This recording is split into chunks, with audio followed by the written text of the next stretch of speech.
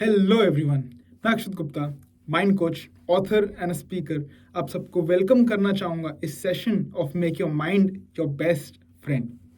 यारो, पिछले सेशन में हमने ये टर्म कॉग्निटिव बायस इसके बारे में थोड़ा जाना कि कैसे हमारा माइंड इस कॉग्निटिव बायसेस के थ्रू हमारा दुश्मन बनता है। और हमने सीखा कि cognitive biases are those situations कि जब हमारा माइंड जो भी उसकी सारी ड्यूटीज़ होती हैं, टास्क्स होते हैं, उसके सारे काम होते हैं, वो सही से नहीं निभा पाता। अपने कामों में वो इरेशनल हो जाता है। एंड जब हम एक्सटर्नल चीज़ों को, सिचुएशंस को एज इट इज़ नहीं इंटरप्रेट कर पाते, हम उसमें इल्यूजन में रह के कुछ और ही इमेज बना लेते हैं। And because of this we end up taking poor life decisions, जो आगे हमारी लाइफ में इतनी सारी problems, issues, pain, discomfort cause करता है।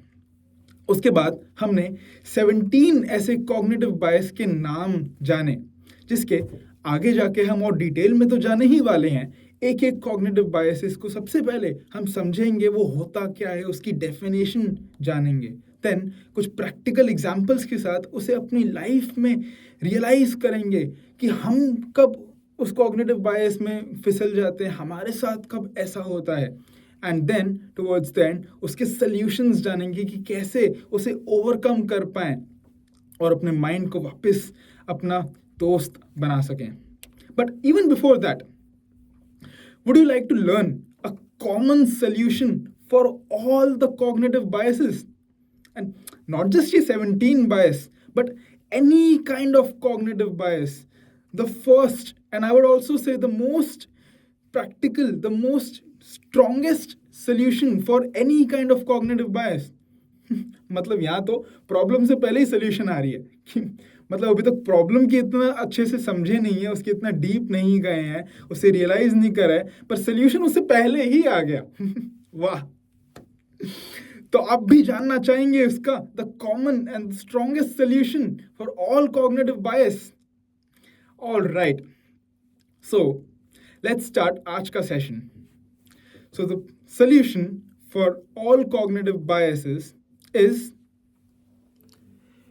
to simply be aware about it. बस that's it. To simply be aware about that cognitive bias. कोई इसमें कोई ऐसा मुश्किल चीज नहीं है. Just be aware about that cognitive bias कि उसे हम अपनी लाइफ में रियलाइज कर पाए, उसे देख सके कि हमारे साथ ऐसा कब होता है, अपनी ईगो को साइड रख के उसे एक्सेप्ट कर पाए कि हाँ यार, मेरे साथ भी उस दिन मेरे माइंड ने ऐसे मुझे ट्रिक करा था, उसकी वजह से मैं सही डिसीजन नहीं ले पाया था। उसे एक्सेप्ट कर पाए, उसे देख सकें अपनी लाइफ में। Because I always say once you realise the problem of the mind, only half the solution is left to find. See, यहाँ पे जब हम कॉग्निटिव बायसेस की बात कर रहे हैं, so it's all about the mind ना, माइंड का खेल है ना ये सारा। हम क्या क्या बात कर रहे हैं कि जब हमें कुछ नेगेटिव या फिर कुछ गलत थॉट आ जाता है, हम चीज़ों को एज इट इज़ नहीं जज कर पाते, उसकी इमेज सही नहीं बना पाते, या फिर हम लॉन्ग टर्म नहीं देख पाते, हम होल पिक्चर नहीं देख पाते, हम सही डिसीजन नहीं ले पाते। So all this is in the mind, right? So if the problem is in the mind, so the solution also must be in the mind itself. अच्छा, आप मुझे बताइए, कुछ नेगेटिव या फिर कुछ बैड थॉट का क्या सल्यूशन है? क्या उसकी कोई दवाई आती है, या फिर उसकी कोई इंजेक्शन आता है कि लगा लो फिर उसके बाद नहीं कुछ नेगेटिव थॉट आएगा? नो, राइट, ऐसा कुछ नहीं है। जितना जल्दी हम उसे कैच कर पाते हैं कि अरे ये वाला थॉट तो नेगेटिव है, इसे मुझे और अपना एनर्जी नहीं देनी चाहिए, इसके बारे में और कॉन्टम्पलेट और नहीं सोचना चाहिए, बस वो थॉट गायब। जितना जल्दी हम उसे कैच कर पाए, उसके बारे में रियलाइज कर पाए, वो थॉट गायब। और उसके बजाय कॉन्शियसली दो नए पॉजिटिव थॉट डालो, कुछ हैप्पी थॉट डालो। And it's same with cognitive biases. जितना जल्दी हम उस कॉग्निटिव बायस को आइडेंटिफाई कर पाते हैं, रियलाइज कर पाते हैं कि हमारे साथ ऐसा कब होता है, अरे इस सिचुएशन में तो मेरे माइंड ने मुझे ट्रिक करा था, मैं इस कॉग्निटिव बायस में गिर गया था, तो जितना जल्दी हम ये करें तो बस आधा काम तो वैसे ही हो गया। That is why I say once you realise the problem of the mind, only half the solution is left to find. See, when I talk about the body, any problem of the body, the cure always comes after the diagnosis, right? कि जब body में कभी कुछ problem आती है, कभी पेट दर्द हो रहा है, कभी कुछ लग गई, कुछ एक्सीडेंट हो गया, कुछ डिजीज़ आ गई, तो डॉक्टर के जाते हैं. सबसे पहले तो डॉक्टर दुनिया भर के टेस्ट बोलता है कि ये टेस्ट करवाओ, वो टेस्ट करवाओ, दुनिया भर के क्वेश्चंस पूछ लेगा कि क्या हुआ था, कैसे हुआ था, कब हुआ था, फिर क्या करा. फिर इस सब इन्फॉर्मेशन के बाद उसका डायग्नोस आता है कि आपको ये बीमारी है. और फिर इन सब के बाद फिर आता है उसका सोल्यूशन कि आप ये वाली दवाई ले लो, आप ये फॉलो कर लो, इससे आपकी प्रॉब्लम सॉल्व हो जाएगी. So when it comes to the body, the solution, the cure always comes after the diagnosis. Yes, but when it comes to the mind, the diagnose itself is half the cure. जितना जल्दी हम उसे realise करें कि हाँ यार ये problem है, मुझे कॉग्निटिव बायस है, तो जितना जल्दी हम उसे रियलाइज करें तो बस आधा काम तो वहीं हो जाता है हमारा.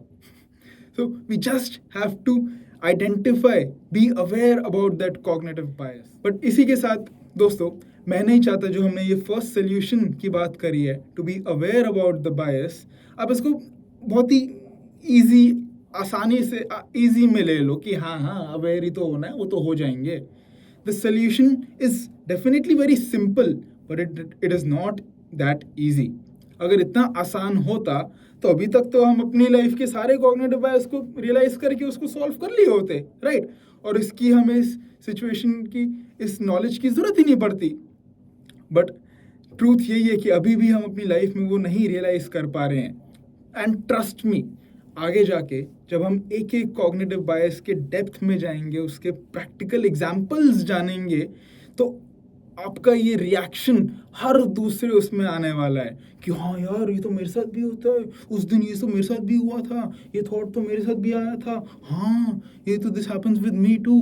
हर दूसरे उसमें आपका ये रिएक्शन आने वाला है कि this happens with me too. Yes, तो उसका यही मतलब है कि अभी भी हमारा माइंड हमें ट्रिक कर रहा है, हमें इल्यूजन में डाल रहा है because of cognitive biases, and हम उसे देख नहीं पा रहे, रियलाइज नहीं कर पा रहे हैं. That is why it is extremely important कि हम उसे देख पाए, रियलाइज कर सकें, जिसका कि फर्स्ट स्टेप है to gain the right information, the right knowledge. उस कॉग्निटिव बायसेस के बारे में सही ज्ञान होना, सही इंफॉर्मेशन होना कि वो होते क्या हैं, कैसे आते हैं, क्यों आते हैं, किस सिचुएशन में आते हैं, जो कि आप इस सेशन से पा ही रहे हैं. And not just this, but इसके अलावा भी you can read some books on it. There are so many books on it. आप किसी टीचर से बात कर सकते हैं, कोई और वीडियो देख सकते हैं. बस हमें वो सही नॉलेज गेन करनी है. And this, but this is not the whole situation, the whole solution. इसके बाद हमें उस नॉलेज को, सही टाइम पे आइडेंटिफाई करना है, रियलाइज करना है, उसको याद रखना है. बट यही तो प्रॉब्लम होती है आज हमारे साथ. इवन इफ हमारे पास वो सही नॉलेज हो, बट वो उस टाइम पे, सही टाइम पे हम उसे याद नहीं रख पाते.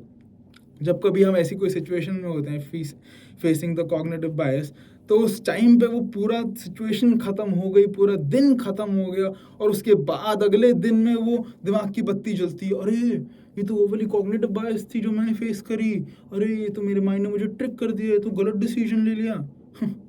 बट अगले दिन उसको रियलाइज़ करने का क्या फ़ायदा, अब तो गाड़ी निकल चुकी है.